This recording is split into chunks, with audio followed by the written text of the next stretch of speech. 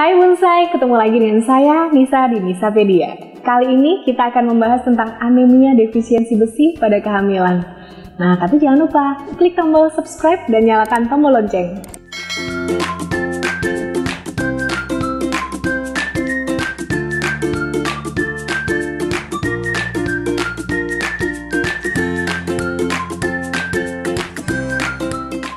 Sebelum membahas tentang anemia defisiensi besi, terlebih dahulu kita bahas dulu tentang anemia. Anemia adalah kondisi kurangnya sel darah merah atau hemoglobin. Nah, sedangkan sebenarnya hemoglobin ini berperan sebagai truk-truk pembawa oksigen ke seluruh organ tubuh. Maka, kurangnya kadar hemoglobin berarti berkurang pula asupan oksigen jaringan yang bisa berdampak serius. Pada kehamilan, mayoritas penyebab anemia adalah defisiensi zat besi. Ketika wanita hamil, tubuhnya akan secara alami meningkatkan produksi sel darah merah untuk mencukupi kebutuhan oksigen dan nutrisi janin. Pembentukan sel darah merah dan hemoglobin ini membutuhkan berbagai mikronutrien, seperti zat besi, asam folat, dan juga vitamin B12.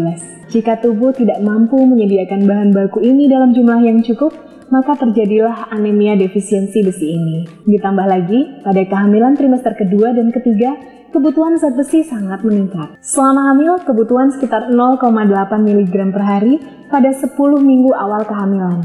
Lalu meningkat menjadi 7,5 mg per hari di 10 minggu akhir kehamilan. Sehingga pada awalnya bonsai yang tidak mengalami atau mengalami tapi tidak diterapi bisa berangsur ke kondisi anemia yang lebih berat dan perlu tata laksana yang lebih serius. Di negara berkembang, anemia defisiensi besi ini bisa terjadi antara 40-62%. Namun sering sekali disepelekan.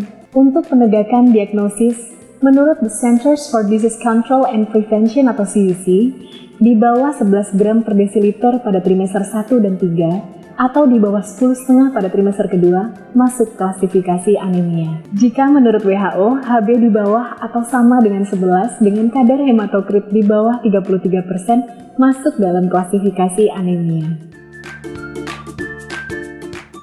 Anemia ternyata berisiko pada kehamilan tidak hanya pada ibu tapi juga pada janin. Risiko fatal anemia pada ibu contohnya adalah terjadinya perdarahan pasca persalinan. Persalinan tentunya akan memungkinkan bonsai untuk kehilangan banyak darah. Namun, jika HB-nya cukup, biasanya perdarahan pasca persalinan ini dapat terkompensasi. Sebaliknya, pada kondisi anemia, perdarahan pasca persalinan ini menjadi sulit dikompensasi, sehingga bisa berakibat fatal. Perdarahan pasca persalinan pada bonsai yang anemia biasanya disebabkan karena gangguan kontraksi. Normalnya, setelah bayi dan plasenta lahir, maka rahim akan mengembalikan ukuran ke ukuran yang semula dengan mengadakan kontraksi. Kontraksi inilah yang pada kondisi anemia akan terganggu. Risiko ini juga bisa terjadi pada janin.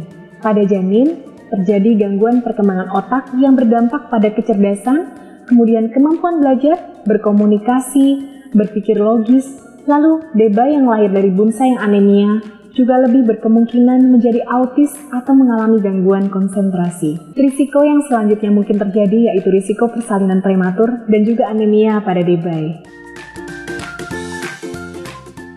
Berbicara tentang tata laksana anemia, dalam hal ini anemia defisiensi besi adalah suplementasi besi. Nah, suplementasi besi ini tergantung juga kebutuhannya seperti apa. Pada trimester awal, zat besi biasanya diberikan secara oral alias minum.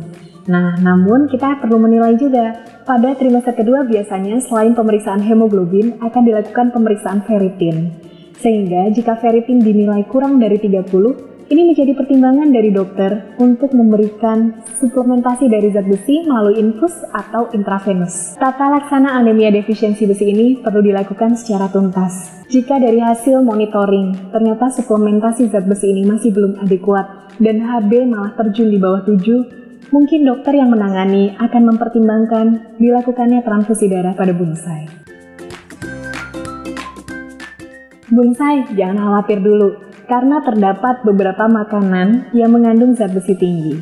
Beberapa di antaranya adalah daging merah, kemudian ikan, tahu, telur, sereal, sayur-sayuran hijau seperti kubis, bayam, dan juga selada air. Kacang-kacangan dan buncis juga membantu loh.